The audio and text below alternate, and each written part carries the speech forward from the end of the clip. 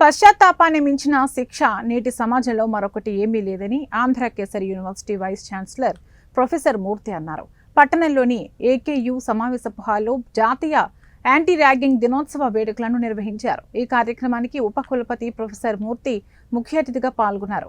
పశ్చాత్తాపానికి గురికాకుండా ఉండేందుకు ప్రతి ఒక్కరూ వ్యక్తిగతమైన శ్రద్ధ కనబరచవలసిన అవసరం ఉందని సూచించారు. సో ఈ సెషన్ని ఈ ఫర్దర్ యాక్టివిటీస్ కంటిన్యూ చేయాలని I request the director of this workshop professor Rajamohan గారు. Thank you very much for giving this opportunity to speak on this occasion. Thank you.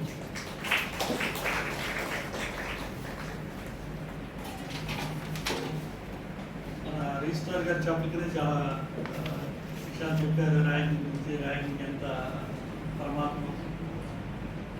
Next speaker in this workshop, our special guest, Y. Nagaraj sir.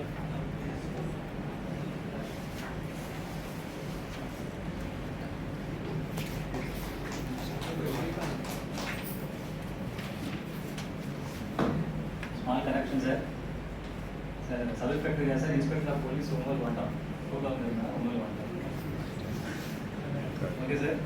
Thank you for the opportunity. Thank you, sir. Thank you for giving this opportunity to attend this good program. Actually, DSP గారు రావాల్సింది. DSP గారు లీవ్లో ఉండడం వల్ల నన్ను ఈ programme attend అవ్వని చెప్పడం జరిగింది. మీ అందరితో ఈ ఇంట్రాక్షన్కి రావడం చాలా గుడ్ ఎక్స్పీరియన్స్ సార్. ఇప్పుడు ఇందాక సార్ చెప్పారు ఏమనంటే ర్యాగింగ్ అనేది ఎలా వచ్చింది అని చెప్పేసి. ర్యాగింగ్ అనేది మన ఎడ్యుకేషనల్ ఇన్స్టిట్యూట్నే కాదు సార్, అన్ని రకాల అది ఉద్యోగస్తులు ఈ ర్యాగింగ్ని ఫేస్ చేస్తూ ఉన్నారు. ముఖ్యంగా కాకపోతే మనం చెప్పుకునేది ఏంటంటే ఎడ్యుకేషనల్ ఇన్స్టిట్యూట్స్లో ఏదైతే ర్యాగింగ్ జరుగుతుందో అది మాత్రమే బయటకు వస్తుంది, మిగిలింది ఎక్కడే రాదు. ఇది ఫస్ట్ అసలు ఎడ్యుకేషన్ ఇన్స్టిట్యూట్లో ఎలా ప్రవేశించిందంటే కొత్త ఎవరైతే ఆల్రెడీ సీనియర్స్ ఉన్నారో సీనియర్స్ జూనియర్స్ని పరిచయం చేసుకోవడానికి ఒక పరిచయ వేదిక. ఎందుకంటే సపోజ్ జస్ట్ ఇంటర్మీడియట్ కాలేజ్ చూసుకున్నట్లయితే 10th క్లాస్లో ఉన్న అట్మాస్ఫియర్ ఒక రకంగా ఉంటుంది, స్కూల్ అట్మాస్ఫియర్ ఒక రకంగా ఉంటుంది, కాలేజీకి వచ్చేసరికి అక్కడ ఉన్న అట్మాస్ఫియర్ ఒక రకంగా ఉంటుంది. ఎవరైతే విలేజర్స్ నుంచి లేకపోతే రిమోట్ ఏరియా నుంచి వచ్చేవాళ్ళు ఎవరైతే ఉన్నారో వాళ్ళు భయంగా బిడియంగా కాలేజీకి వస్తారు.